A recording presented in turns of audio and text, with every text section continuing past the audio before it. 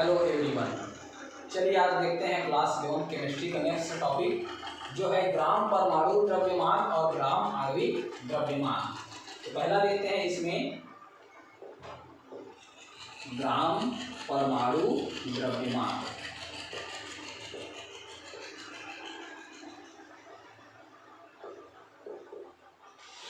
तो ग्राम परमाणु द्रव्यमान है क्या, समझते हैं। देखिए, किसी तत्व का द्रव्यमान या ग्राम परमाणु द्रव्यमान ग्राम में दर्शाया गया वह द्रव्यमान है। ग्राम में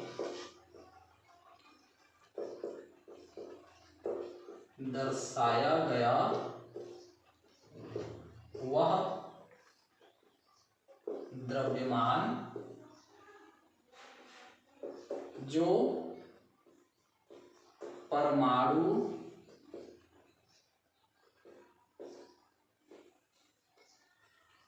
द्रव्यमान के बराबर होता है। देखिए कैसे परिभाषित कर सकते हैं ग्राम परमाणु द्रव्यमान। किसी तत्व का ग्राम परमाणु द्रव्यमान ग्राम में दर्शाया गया वह द्रव्यमान है जो संख्यात्मक रूप से परमाणु द्रव्यमान के बराबर होता है। जैसे कैसे समझ सकते हैं, देखिए एग्जाम्पल देखिए। ऑक्सीजन का एग्जाम्पल, परमाणु क्रमांक 8, द्रव्यमान होता है 16। तो हम कह सकते हैं कि इसका परमाणु द्रव्यमान 16। तो चूंकि इसका परमाणु द्रव्यमान जो है ग्राम परमाणु द्रव्यमान के इक्वल है, तो इसका हम कह सकते हैं अब ग्राम परमाणु द्रव्यमान बराबर 16 ग्राम। तो यह हो गया ग्राम परमाणु द्रव्यमान। तो देखते हैं इसमें जैसे किसी दूसरे तत्व का भी देखेंगे, जैसे कार्बन है। तो कार्बन का होता है 12, परमाणु द्रव्यमान 12। तो इसका ग्राम परमाणु द्रव्यमान भी क्या होगा, 12 ग्राम। तो इस प्रकार से ये है ग्राम परमाणु द्रव्यमान। अब किसी तत्व में परमाणुओं की संख्या कैसे निकालते हैं, तो हमने देखा है किसी तत्व में ग्राम परमाणुओं की संख्या निकालने के लिए इसका फार्मूला लिखते हैं। देखिए,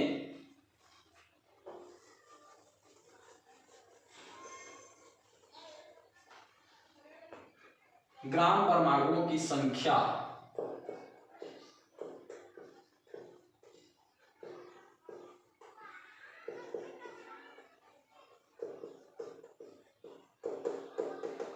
ग्राम परमाणुओं की संख्या परिभाषा के अनुसार ही बनेगा तत्व का ग्राम में द्रव्यमान, जो हमें तत्व दिया गया है, तत्व का द्रव्यमान किसमें रहेगा, ग्राम में, बटे क्या लेंगे इसमें, तत्व के ग्राम में परमाणु द्रव्यमान। तत्व का ग्राम में परमाणु द्रव्यमान। तो ये फार्मूला हमें मिल गया ग्राम परमाणुओं की संख्या या ग्राम परमाणु द्रव्यमान कैसे निकालना है। तो किसी भी तत्व का द्रव्यमान ग्राम में और उसका तत्व का ग्राम में परमाणु द्रव्यमान। तो इस प्रकार से हो गया ग्राम परमाणु द्रव्यमान। अब देखते हैं नेक्स्ट ग्राम अणु द्रव्यमान। लेकिन ग्राम अणु द्रव्यमान देखने से पहले हम देखेंगे आणविक द्रव्यमान। क्या है आणविक द्रव्यमान, जिसको बोला जाता है मॉलिक्यूलर मास।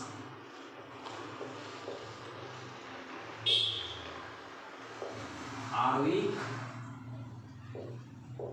द्रव्यमान, मॉलिक्यूलर मास। तो आणविक द्रव्यमान किसे कहेंगे, क्योंकि हम जानते हैं किसी भी यौगिक में सबसे छोटा जो कण होता है वो होता है अणु, और अणुओं का आणविक द्रव्यमान बेसिकली देखिए कैसे निकालते हैं। यौगिक जो है दो या दो से अधिक तत्वों से मिलकर के बनता है। तो प्रत्येक तत्व का परमाणु भार को अगर जोड़ करके एक द्रव्यमान निकाला जाता है तो उसको बोलते हैं आणविक द्रव्यमान। तो इसको हम कैसे सूत्र में लिख सकते हैं, यौगिक का अणुभार बराबर क्या होगा, तो ये होगा यौगिक के एक अणु का भार, यौगिक के एक अणु का भार बटे ये हो जाएगा। अब हमने देखा है कि जब भी हम परमाणु द्रव्यमान निकाले हैं तो कार्बन 12 को प्रमाणित द्रव्यमान के रूप में मानकर निकाले हैं, तो यहाँ भी कार्बन 12 को प्रमाणित द्रव्यमान मानकर निकालेंगे तो 1/12 इंटू कार्बन 12 के एक परमाणु का द्रव्यमान, तो ये निकल गया हमारा अणु भार। तो इस प्रकार से ये है आणविक द्रव्यमान। तो अब देखिए इसका परिभाषा क्या बनेगा, तो परिभाषा क्या बनेगा, किसी यौगिक का एक अणु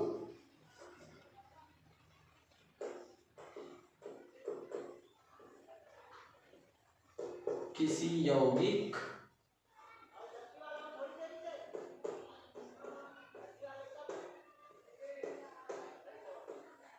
का एक अणु कार्बन 12 समस्थानिक के, कार्बन 12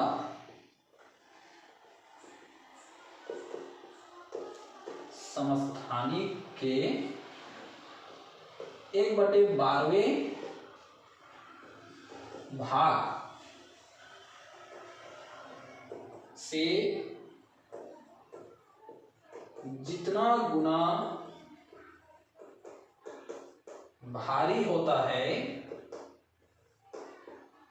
वही उसका आणविक द्रव्यमान कहलाता है। तो क्या आपने देखा कि किसी यौगिक का एक अणु कार्बन 12 के 12वें भाग से जितने गुना भारी होता है वही उसका अणुभार कहलाता है। जैसे अब कैसे निकालेंगे, देखिए एग्जांपल देखते हैं इनका।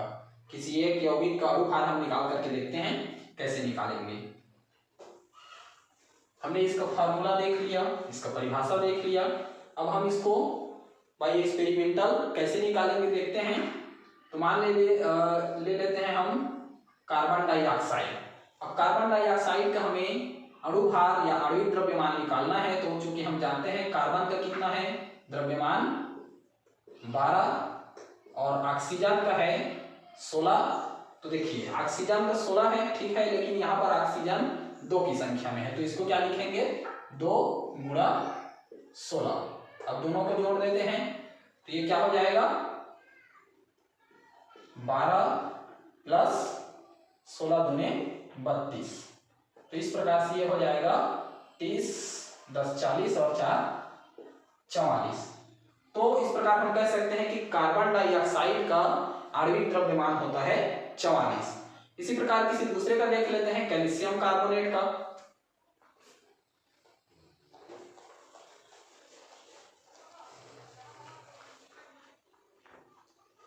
कैल्शियम कार्बोनेट का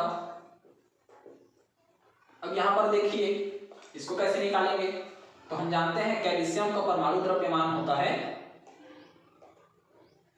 कैल्शियम का परमाणु क्रमांक होता है 20 और कैल्शियम का परमाणु द्रव्यमान होता है 40। तो ये लिख लेंगे 40 प्लस कार्बन का भी ऊपर में ही देखे हैं और ऑक्सीजन का भी, तो देखते हैं 40 और कार्बन का प्लस करेंगे 12 प्लस, अब यहाँ भी देखिए ऑक्सीजन है 3 की संख्या में, तो इसको क्या करेंगे 3 इंटू 16। हमें मालूम है ऑक्सीजन का होता है 16। अब सबको जोड़ लेंगे तो क्या हो जाएगा 40 प्लस 12 प्लस 16 दिया 48। और इस प्रकार से जब इनको जोड़ते हैं तो ये हो गया 48 2 50 और 10 60 और 40 100। तो इस प्रकार से हमें कैल्शियम कार्बोनेट का आणविक द्रव्यमान मिल गया 100। इसका जो यूनिट है दर्शाया जाता है, क्योंकि ये भी एक अनुपातिक शब्दावली है, तो इसको दर्शाया जाता है AMU, शॉर्ट में AMU, जिसका मतलब होता है atomic mass unit. Atomic mass unit. तो हमें मिल गया कार्बन डाइऑक्साइड का 44 एटॉमिक मास यूनिट आणविक द्रव्यमान, कैल्शियम कार्बोनेट का मिल गया 100 एटॉमिक मास यूनिट। तो यहाँ पर एक चीज और समझ लीजिए, बेसिकली कैसे निकाला गया है उसी को। तो किसी भी यौगिक का परमाणु द्रव्यमान को जोड़ करके, किसी भी यौगिक में जितने भी परमाणु होते हैं उनके परमाणु द्रव्यमान को आपस में जोड़ करके जो मान निकलता है वो होता है उसका आणविक द्रव्यमान। ठीक है, चलिए नेक्स्ट देखते हैं। अब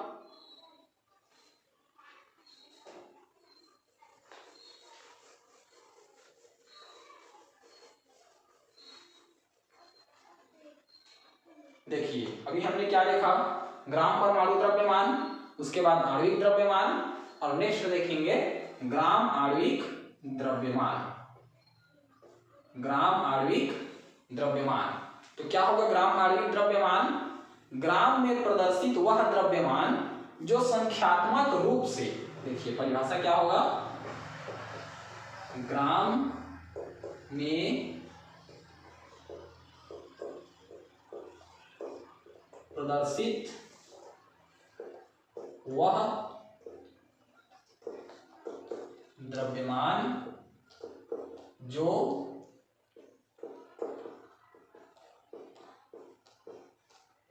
संख्यात्मक रूप से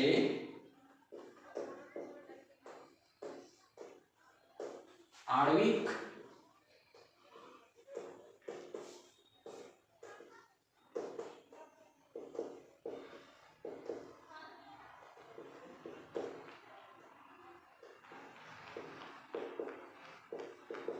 द्रव्यमान के बराबर होता है। तो देखिए क्या हो गया, ग्राम आणविक द्रव्यमान, ग्राम में प्रदर्शित वह द्रव्यमान जो संख्यात्मक रूप से आणविक द्रव्यमान के बराबर होता है। तो हमने यहाँ पर एग्जांपल क्या निकाला था, CO2 का आणविक द्रव्यमान निकाला 44 मॉलिक्यूलर वेट। तो हम इसका gram molecular weight GMW, gram molecular weight या ग्राम आणविक द्रव्यमान में लिख देते हैं,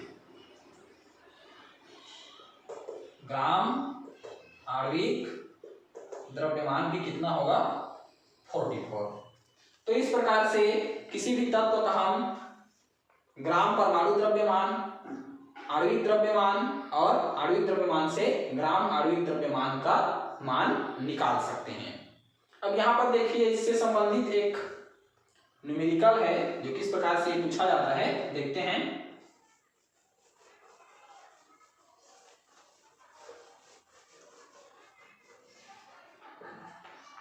देखिए एक प्रश्न है कि नाइट्रोजन के 3 ग्राम परमाणुओं का द्रव्यमान क्या होगा। प्रश्न है नाइट्रोजन के 3 ग्राम परमाणुओं का द्रव्यमान क्या होगा। तो हम जानते हैं कि नाइट्रोजन का जो परमाणु द्रव्यमान होता है वो होता है 14। नाइट्रोजन जो है N2 के रूप में, अणु के रूप में पाया जाता है। लेकिन अगर बेसिकली नाइट्रोजन का परमाणु द्रव्यमान देखें तो नाइट्रोजन का परमाणु का जो द्रव्यमान होता है वो है 14। तो हम यहाँ पर कह सकते हैं इसका ग्राम आणविक द्रव्यमान भी क्या होगा, तो वो होगा ग्राम आणविक द्रव्यमान भी होगा 14। लेकिन हमें क्या कहा गया है, नाइट्रोजन के 3 ग्राम परमाणुओं का द्रव्यमान क्या होगा। तो क्या कर देंगे हम, नाइट्रोजन के 3 ग्राम परमाणुओं का द्रव्यमान के लिए 3 × 40, तो ये हमें मिल गया 42। 3 × 14 = 42।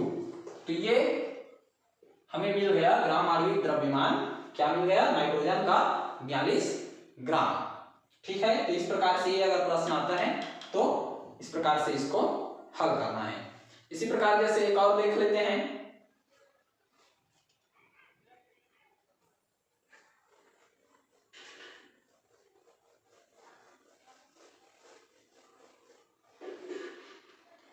प्रश्न है 2.5 ग्राम परमाणु सोडियम का 2.5 ग्राम परमाणु सोडियम का हमें निकालना है सोडियम के ग्राम सोडियम के ग्राम सोडियम। इसमें हमें तुलना करना है क्या, इसमें गणना करना है 2.5 ग्राम सोडियम परमाणु का ग्राम सोडियम में इसको निकालना है। तो देखिए सेम उसी के जैसे होगा, क्या होगा, सोडियम का परमाणु द्रव्यमान कितना होता है, तो सोडियम का परमाणु क्रमांक होता है 11, द्रव्यमान होता है 23। तो इसका हम ग्राम परमाणु द्रव्यमान क्या लेंगे, ग्राम परमाणु द्रव्यमान लेंगे हम। यहाँ पर हमें मालूम है कि ग्राम परमाणु द्रव्यमान जो है ग्राम में दर्शाया गया हुआ द्रव्यमान है जो संख्यात्मक रूप से परमाणु द्रव्यमान के बराबर होता है, तो ये भी 23 ग्राम ही निकलेगा। अब यहाँ पर हमें मात्रा दिया है कि 2.5 ग्राम सोडियम परमाणु का ये ग्राम में द्रव्यमान कितना होगा, तो यहाँ पर क्या करेंगे 2.5 इंटू 23, 2.5 इंटू 23, और इस प्रकार से ये मान आ जाता है 57.5 ग्राम सोडियम।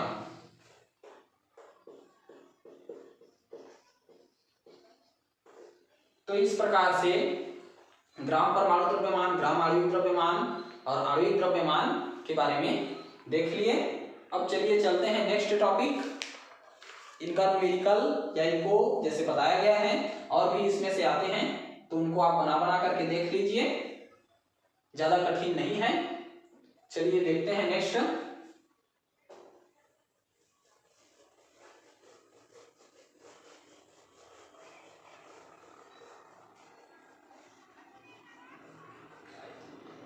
मोल संकल्पना।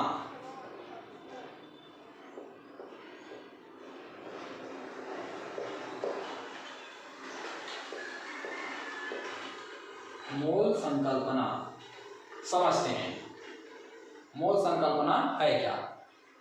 हम जब भी मार्केट जाते हैं तो क्या बोलते हैं, 1 दर्जन केला, 1 किलो आलू, हर चीज को यूनिट में देते हैं।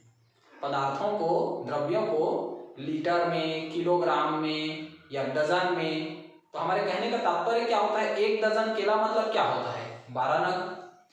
1 लीटर तेल का मतलब क्या होता है 1000 ml।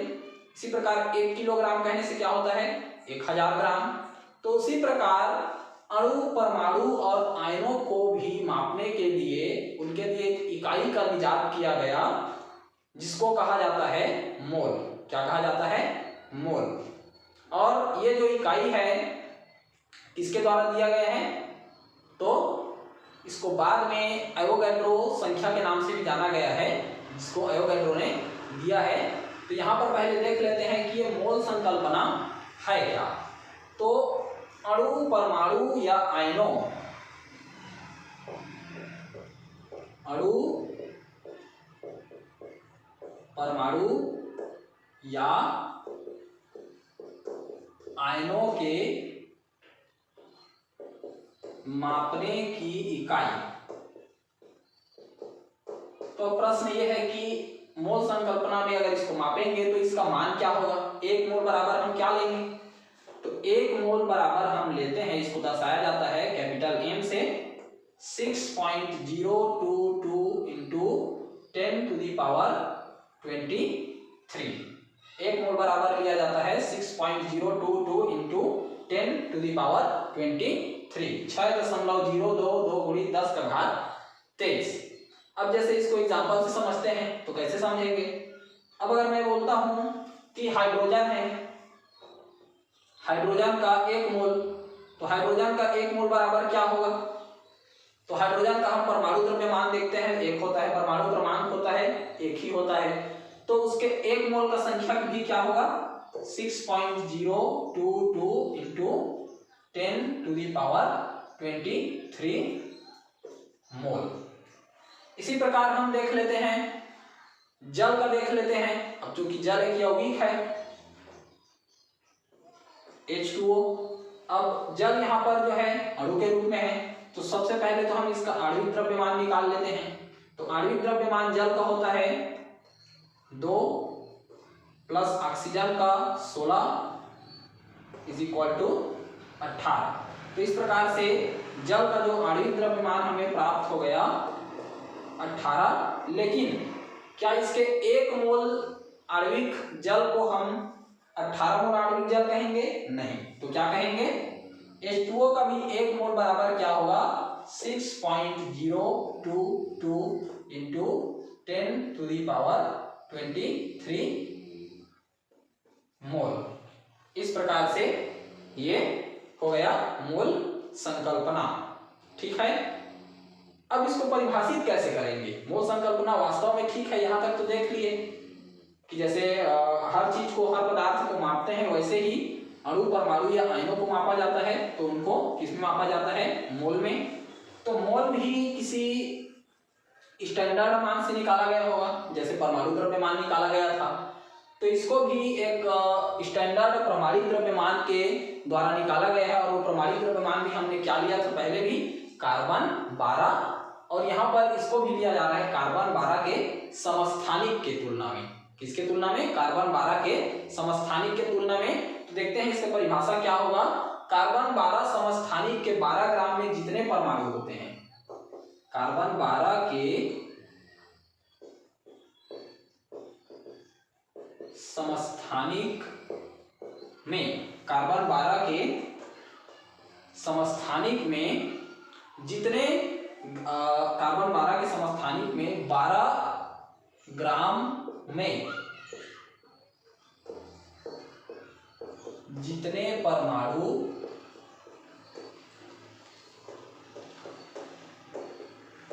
होते हैं, कार्बन 12 के समस्थानिक के 12 ग्राम में जितने परमाणु होते हैं, उसी संख्या में यदि किसी पदार्थ के कणों को,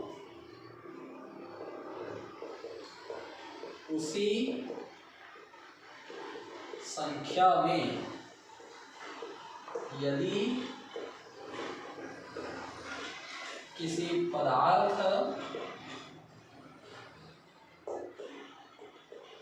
के कणों को लिया जाता है, उसी संख्या में यदि किसी पदार्थ के कणों को लिया जाता है, तो उसे 1 मोल कहते हैं। तो क्या मिल गया मोल का परिभाषा? कार्बन 12 समस्थानिक के 12 ग्राम में जितने परमाणु होंगे, उसी संख्या में यदि किसी पदार्थ के कणों को लिया जाता है, तो उसे हम क्या कहेंगे? 1 मोल। ठीक है, जैसे 1 मोल का मान हमने क्या निकाला है? 6.022 इंटू 10⁻23। तो ये हो गया आपका मोल संकल्पना। अब अलग अलग संदर्भ में मोल संकल्पना का उपयोग करते हैं। तो ये कुछ नहीं है, जैसे अगर इसको आणविक द्रव्यमान में लें तो क्या लिया था हमने? अभी देखे हैं H2O के रूप में।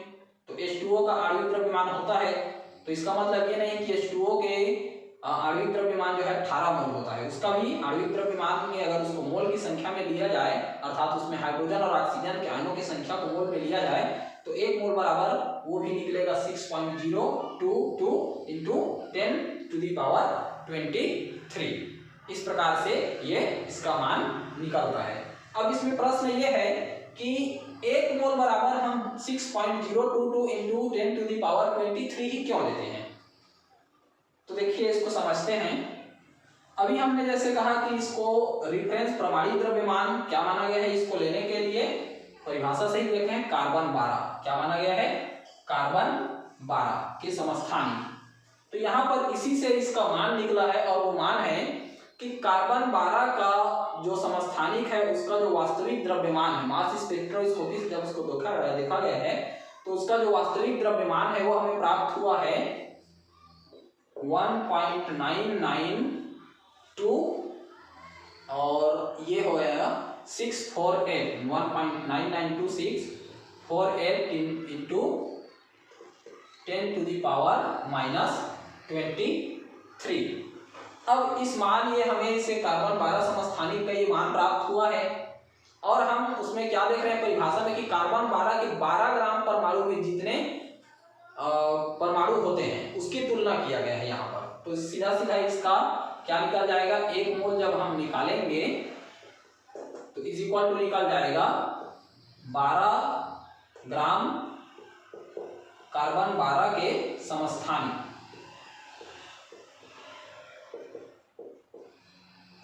कार्बन 12 के समस्थानिक बटे उसका एक एक्चुअल जो मान है समस्थानिक का क्या मिला है हमें 1.992648, ठीक है। और ये हमें किसका मिला है कार्बन 12 का इंटू और है 10⁻⁻23।